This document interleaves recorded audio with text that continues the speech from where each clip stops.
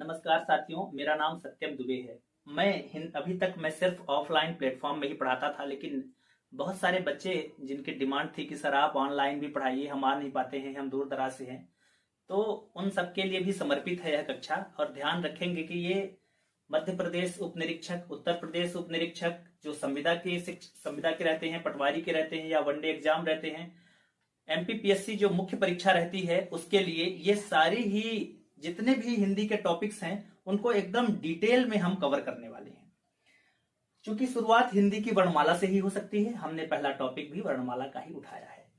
उसमें से जो हमको चूंकि वर्णमाला में पढ़ना क्या होगा, स्वर और व्यंजन पढ़ना होगा।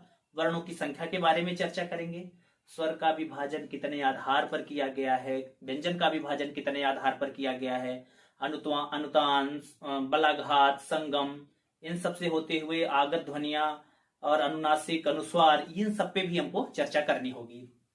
तो बिंदुवार चर्चा के लिए सबसे पहले जो हमने उठाया है ध्वनि, वर्ण और अक्षर। चूंकि ये तीनों एक जैसे जान पड़ते हैं इसलिए काफी कंफ्यूजन भी क्रिएट करते हैं ये। तो ध्वनि और वर्ण दोनों ही एक ही बात है, बस थोड़ा सा अंतर है कि ये जो वर्ण होता है वो लिपिबद्ध होता है, यानी लिखा जाता है, और ध्वनि जो है वो बोली जा सकती है। मतलब ध्वनि भाषा की सबसे छोटी इकाई है, ध्वनि भाषा की सबसे लघुत्तम इकाई है, ध्वनि भाषा की बोली जा सकने वाली सबसे छोटी इकाई है। वर्ण ये भी भाषा की सबसे छोटी इकाई है, लेकिन ये भाषा की लिखी जा सकने वाली सबसे छोटी इकाई है। मतलब अगर प्रश्न में आता है कि भाषा की सबसे छोटी इकाई, चूंकि भाषा जो है ना भाष धातु से बना है, धातु शब्द का मतलब होता है क्रिया, यानी जो बोला जा सके। ठीक, तो बोली जा सकने वाली जो बात रहेगी वो ध्वनि के लिए रहेगी। लेकिन यदि ध्वनि ऑप्शन में नहीं है, वर्ण है, तो वर्ण भी उसी में आ जाएगा। अगर दोनों ऑप्शन में है तो ध्वनि और वर्ण दोनों ही भाषा की सबसे छोटी इकाई है। ध्यान रखेंगे, मान लीजिए ऐसा पूछ लेता है कि भाषा की सार्थक सबसे छोटी इकाई है, तब उस कंडीशन में उत्तर ध्वनि और वर्ण नहीं रहेगा। उस कंडीशन में जो उत्तर रहेगा वो रहेगा शब्द। क्योंकि ध्वनि और वर्ण का कोई अर्थ नहीं निकलता। जैसे मैंने बोला क, तो ये तो एक वर्ण है ना, या मैंने बोला आ, एक वर्ण है, इनका कोई अर्थ नहीं निकलता है। तो जो जब पूछेगा कि सार्थक सबसे छोटी इकाई तब शब्द, और वैसे नॉर्मली अगर पूछता कि भाषा की सबसे छोटी इकाई कौन सी है या भाषा की सबसे लघुत्तम इकाई कौन सी है, तो वो हो जाएगा ध्वनि। भाषा की लिखी जा सकने वाली सबसे छोटी इकाई कौन सी है, वो हो जाएगा वर्ण। ध्वनि और वर्ण की चर्चा के बाद तीसरा जो पॉइंट है वो अक्षर है। ध्यान रखेंगे, अक्षर मतलब होता है जिसका क्षरण न हो। इसके लिए अक्षर कौन से होंगे, किसको हम अक्षर कह सकते हैं, इसके लिए एक कंडीशन होनी चाहिए कि एक बात तो इसमें स्वर जरूर हो, ऐसा कोई वर्ण जिसमें स्वर शामिल हो। नंबर दूसरी बात यह है कि स्वरांत व्यंजन हो, यानी कि अगर दो कंडीशन में से कोई भी एक कंडीशन फुलफिल करती है तो वो अक्षर हो जाएगा। जैसे मान लीजिए, एक समझने के लिए हम लिखते हैं कमल। इन सभी में एक स्वर छिपा हुआ है, क में अ छुपा हुआ है। जब हम वर्ण वियोजन करते हैं तो इसको कैसे करते हैं, क धन अ, फिर लिखते हैं म धन अ, फिर लिखते हैं ल धन अ। तो हमको एक बात बहुत अच्छे से समझ में आ जाती है कि जितने भी स्वर है, स्वर तो मूल रूप से जो है अक्षर है ही, क्यों, क्योंकि उनमें स्वर शामिल होता है। अब व्यंजन में मान लीजिए क लिखा रहता है, ऐसा क च ट त प वर्ण ऐसा रहता है। यदि ऐसा लिखा है तो यह वर्ण है, लेकिन अक्षर नहीं है। अब अगर मान लीजिए ऐसा पूछा जाए ना, कमल है तो कमल में 3 अक्षर है, लेकिन अगर पूछा जाए वर्ण कितने हैं, तो कमल में 2 2 4 2 6, यानी 6 वर्ण है और 3 अक्षर है। मान लीजिए एकदम समझ में आ गया होगा कि रमेश लिखा है, तो रमेश में रमेश 3 अक्षर है, लेकिन अगर पूछा जाए वर्ण कितने हैं, तो रा धन अ, म धन अ और म धन ई और श धन आ, तो रमेश में 6 वर्ण है और 3 अक्षर हैं। अक्षर के लिए 2 शर्त का होना बहुत अनिवार्य है, उसमें स्वर शामिल हो 100% और स्वरांत व्यंजन हो। मतलब अगर व्यंजन है ना तो स्वर उसमें होना चाहिए। मतलब अगर क लिखा है ऐसा तो ये वर्ण होगा, अक्षर नहीं होगा। मूल रूप से जितने भी स्वर होते हैं वे सारे ही मूल रूप से जितने भी स्वर होते हैं अ से लेके अह तक पूरे ये अक्षर होते हैं। कखा गघा के कंडीशन में क से लेके ज्ञानी तक की कंडीशन में उस कंडीशन में उनमें स्वर शामिल होना चाहिए, स्वर आंत व्यंजन हो, ऐसा व्यंजन जिसके अंत में स्वर हो। जैसे लिखा है ग, तो ग जो है अक्षर है, लेकिन अगर लिखा है ग में हलंत तो वह अक्षर ना होकर वर्ण है। मतलब मैं ऐसी बात कह दूं कि जितने भी स्वर होते हैं वो अक्षर भी हैं और वर्ण भी है। लेकिन जितने भी व्यंजन होते हैं उनमें यदि मान लीजिए जितने भी व्यंजन होते हैं उनमें यदि मान लीजिए कि स्वर है तब वो अक्षर हैं, और यदि किसी व्यंजन में स्वर शामिल नहीं है तो वह अक्षर नहीं है, केवल वर्ण है। ठीक, अब देखिएगा जरा वर्णों का आगे क्लासिफिकेशन हम कर देते हैं तो समझिएगा थोड़ी बात। हमेशा परीक्षाओं में यह समस्या रहती है कि वर्ण कितने होते हैं, तो हम सबसे पहले जान लेते हैं स्वरों की जो संख्या होती है वो 11 होती है। व्यंजनों की जो संख्या होती है वो इसी का 3 गुना यानी 33। अभी हम पूरी चर्चा करेंगे इनकी। द्विगुण इनकी संख्या होती है 0, 2 होती है। संयुक्त व्यंजनों की संख्या होती है या संयुक्त वर्णों की संख्या होती है कुल 4। ठीक, और 2 होती है अयोगवाह की। ध्यान रखेंगे इसकी वर्तनी पूछी जा चुकी है, अयोगवाह नहीं होता है, अयोगवाह होता है। ठीक, 33 और 11 44, 44 2 46, 46 4 50 और 2 52। पूरा जितने भी वर्ण हैं उनका पूरा एनाटॉमी कर दिया, पूरा उसको खोल दिया है मैंने।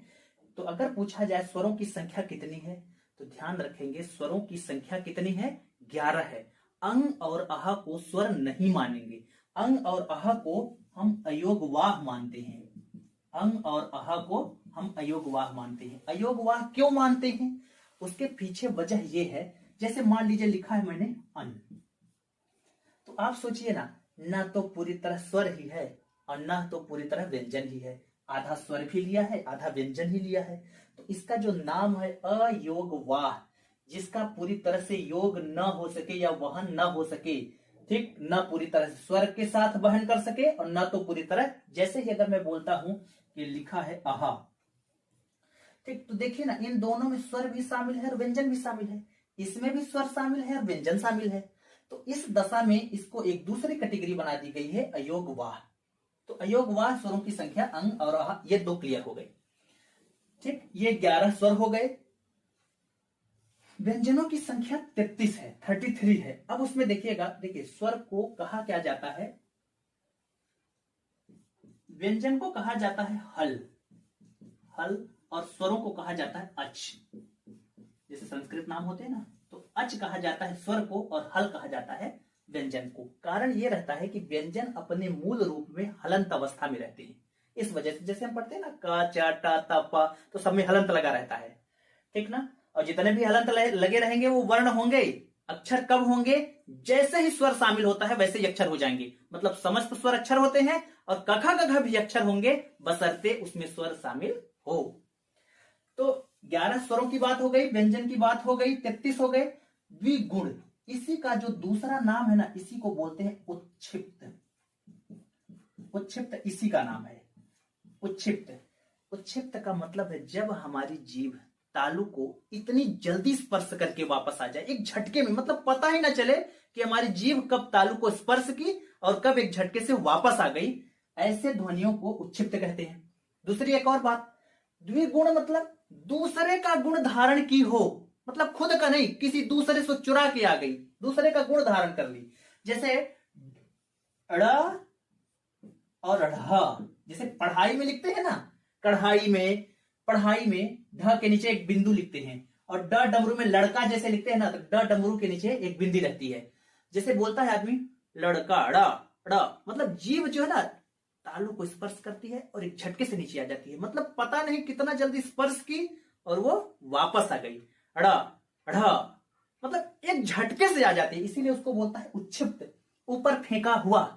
ठीक, द्विगुण दूसरे का गुण लिया हुआ। तो उच्छिष्ट और द्विगुण इनकी संख्या 2 है, वो है ड़ और ढ़। अब बात आती है संयुक्त की। देखिए संयुक्त की कुल संख्या, जो संयुक्त व्यंजन है, संयुक्त वर्ण है, उनकी संख्या 4 है। तो ऐसे में जो महत्वपूर्ण बात होती है, जैसे छ, त्र, ज्ञ और श्र, ये 4 जो है संयुक्त व्यंजन है। ध्यान ये रखना है कि जो छ मिल के बनता है ना, वो क प्लस श, त्र जो बनता है त प्लस र, और जो ज्ञ बनता है ज प्लस य, और जो श्र बनता है ये श शक्कर वाला रहता है, ऐसा श्रोते वाला नहीं रहता है। इसमें कंफ्यूजन हो सकती है आदमी को। ध्यान ये रखना, जैसे प्रश्न पूछा जाता है ना, तो क्या होता है जब पूछता है छ किसके संयोग से बना है, तो आदमी वहां कंफ्यूज हो जाता है कि हलंत किस वाले में था, पहले वाले में था कि दूसरे वाले में था। तो ध्यान ये रखना है, जितने भी संयुक्त वर्ण होते हैं उसमें सब में पहले पहले वाले में जो हलंत रहता है वो सिर्फ पहले पहले वाले में रहता है, और जो दूसरे वाला है उसमें हलंत नहीं रहता है। जैसे मान लीजिए ये काम कहाँ आता है, जैसे मान लीजिए एक किताब, एक कहीं आपको पूछना पड़े, कहीं हिंदी के शब्दकोश में ढूंढना पड़े कि छतरी कहाँ मिलेगा, तो आप क्या करोगे, किताब को सबसे लास्ट में पलटाना शुरू कर दोगे कि भाई छ छतरी तो लास्ट में आता है, देखो कि छ छतरी तो मिला ही नहीं। आप बोलोगे किताब तो लगता है आधी फट गई है या आधी है ही नहीं, इसमें तो छ छतरी का दिया ही नहीं है। तो जो हिंदी का शब्दकोश होगा ना, तो क कबूतर के ठीक बाद जो है ये छ छतरी मिलेगा। क्यों? क्योंकि छ छतरी मिलके किससे बनता है, क धन श के संयोग से। इसी तरह जो त्रिशूल शब्द ढूंढना है हिंदी के शब्दकोश में, तो आप त के बाद ढूंढिए। ज्ञानी का कोई शब्द है तो हिंदी शब्दकोश में ढूंढना होगा तो ज प्लस या ढूंढना होगा, और स्र ढूंढना होगा तो स प्लस र ढूंढना होगा। तो जितना भी इसके बारे में, जितना अब कभी भी जो कितने स्वर होते हैं, कितने व्यंजन होते हैं, कितने वर्ण होते हैं, कितने द्विगुण होते हैं, कितने संयुक्त होते हैं, अयोगवाह, एक बार ध्यान रखिएगा, अयोगवाह पूछा था, अयोगवाह नहीं होता है, अयोगवाह होता है। अ का मतलब होता है नहीं, ठीक, जो वहन न कर सके जिस किसी के साथ में। तो स्वरों की संख्या 11, व्यंजनों की 33, द्विगुण 2 और 4 संयुक्त 2 अयोगवाह, कुल वर्णों की संख्या 52। हमारे जो अगली क्लास रहेगी उसमें सिर्फ स्वरों का विभाजन कई प्रकार से किया जाएगा ना, जैसे व्युत्पत्ति के आधार पर, भाई मूल स्वर रहेगा, संधि स्वर रहेगा, फिर सजातीय स्वर रहेगा, विजातीय स्वर रहेगा, पूरा स्वरों का जितना भी क्लासिफिकेशन होगा अगले क्लास में पूरा स्वरों का क्लासिफिकेशन हम पढ़ लेंगे। आज के लिए हमारा यही लेक्चर समाप्त होता है। ठीक, नमस्कार साथियों।